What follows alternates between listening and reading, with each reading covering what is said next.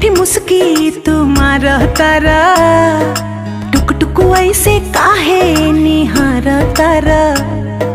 देखतनी मीठी मीठी मुस्की तुम्हारा तारा, टुक टुक ऐसे काहे निहार तारा। कथी चले तोरा मन में सांवरिया हटे हटावाले ना हटे नजरिया हो, जनमा रे जान हो माधुन कलर सरिया। मन करे कहसली